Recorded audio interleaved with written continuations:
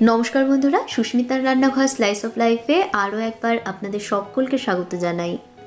आजकेर पर्वे दारुण मजार एक रेसिपि निये चले एसेछि।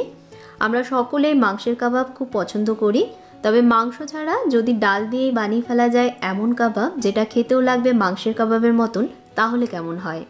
एकदम ठीक धरेछेन। आजकेर रेसिपि मसुर डालेर कबाब। और ये डाल कबाबो किन्तु ठीक एक ही रकम खेते हैं, एकदम मांसेर कबाबेर मतन और खूब सहजे तैरिও करे नेওয়া যায়।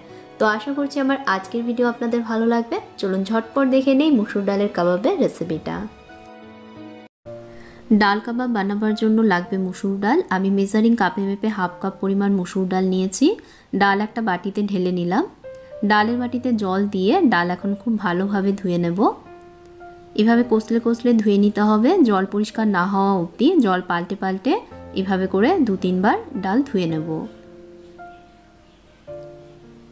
ডাল পরিষ্কার করে ধুয়ে নেবার পর একটা কড়াইতে ধুয়ে নেওয়া ডাল ঢেলে নিচ্ছি। এর মধ্যে দিচ্ছি 1/4 টিস্পুন হলুদ গুঁড়ো, হাফ টিস্পুন নুন আর দিচ্ছি পরিমাণ মতন জল। হাফ কাপ ডালের জন্য আমি মেজারিং কাপে মেপে টোটাল 1.5 কাপ পরিমাণ জল দিয়ে দিলাম। একটা তেজপাতা এর মধ্যে দিয়ে এখন গ্যাসের আঁচটা হাই রেখে কড়াইতে ঢাকনা দিয়ে ডাল ফুটে ওঠা অবধি অপেক্ষা করছি। ডাল ফুটে উঠেছে, হাতা দিয়ে সব একটু মিশিয়ে দিয়ে আবারও কড়াইতে ঢাকনা দিয়ে ডাল সিদ্ধ হওয়া অবধি অপেক্ষা করব। তবে এই সময় গ্যাসের আঁচটা একদম কমে করে দিতে হবে। কম আছে প্রায় 10 মিনিট মতন সময় লেগেছে ডাল সিদ্ধ হতে। ডাল এমনভাবে সিদ্ধ করবেন যাতে ডালের দানাগুলো একটু গোটা থাকে, পুরো গলে না যায়। তো দেখতেই পাচ্ছেন আমার ডালের দানাগুলো কিন্তু গোটা রয়েছে, একদম গলে যায়নি। এতে করে কাবাবের টেক্সচার অনেক ভালো আসে। তবে ডালের মধ্যে দেখুন এখনও জল রয়েছে, এই জলটা পুরো না শুকানো অবধি আরও একটু সময় এটা রান্না করব। তবে এই সময় কিন্তু কড়াইতে আর ঢাকনা দেব না, ঢাকনা ছাড়াই ডালের জলটা শুকিয়ে নেব। জলটা দেখুন বেশ অনেকটা শুকিয়ে গেছে, আর যেটুকু জলভাব রয়েছে ডাল একটু ঠান্ডা হলে পরে সেটাও দেখবেন চলে যাবে। তো এখন গ্যাস বন্ধ করে দিয়ে ডাল ঠান্ডা হতে দেব। ডাল ঠান্ডা হয়ে গেছে আর দেখুন ডালে যতটুকু জল ছিল সেটাও কিন্তু টেনে গেছে। তেজপাতাটা সরিয়ে নিচ্ছি। এবারে সেদ্ধ ডালের মধ্যে বেশ কিছু উপকরণ অ্যাড করব। প্রথমে দিয়ে দিচ্ছি পেঁয়াজ কুচি। এখানে একটা বড় পেঁয়াজ কুচিয়ে রেখেছি, এর মধ্যে দিয়ে দিলাম। 4টে কাঁচা লঙ্কা কুচিয়ে রেখেছি, এর মধ্যে দিয়ে দিচ্ছি। তবে ঝাল বুঝে লঙ্কা অ্যাড করবেন। 1 মুঠো দিয়ে দিচ্ছি কুচনো ধনেপাতা। 1 টিস্পুন দিয়ে দিচ্ছি আদা রসুন বাটা। 1 টিস্পুন দিয়ে দিচ্ছি ভাজা মশলা। এখানে শুকনো লঙ্কা, গোটা জিরে, গোটা ধনে একসাথে শুকনো খোলায় ভেজে নিয়ে গুঁড়ো করে রাখা আছে। হাফ টিস্পুনের থেকে একটু কম পরিমাণ দিয়ে দিচ্ছি লঙ্কা গুঁড়ো। হাফ টিস্পুন দিয়ে দিচ্ছি কালো গোলমরিচ গুঁড়ো। হাফ টিস্পুন দিয়ে দিচ্ছি গরম মশলা গুঁড়ো। 1 টেবিল স্পুন দিয়ে দিচ্ছি টমেটো সস। আমি এখানে টমেটো সস নিয়েছি, তবে এর জায়গায় কেউ চাইলে টমেটো কেচাপ দিতে পারেন। 1 টিস্পুন দিয়ে দিচ্ছি সয়া সস। একটা আলু সেদ্ধ করে নেবার পর খোসা ছাড়িয়ে নিয়ে স্ম্যাশ করে রেখেছি, এর মধ্যে দিয়ে দিচ্ছি। আলু দেবার কারণে এতে বাইন্ডিং ভালো আসবে।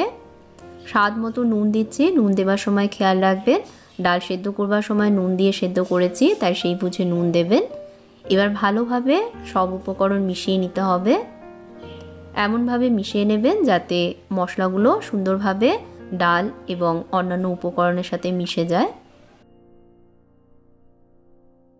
সব ভালোভাবে মেশানো হয়ে গেলে এর মধ্যে একটা ডিম ফাটিয়ে দিয়ে দিচ্ছি।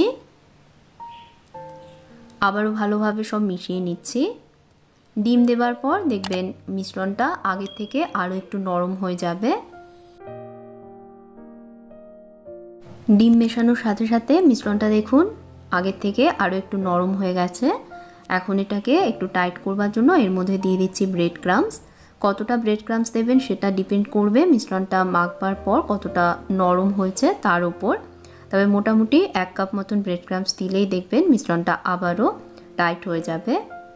তো আবারও ভালোভাবে সব কিছুকে মিশিয়ে নিচ্ছি।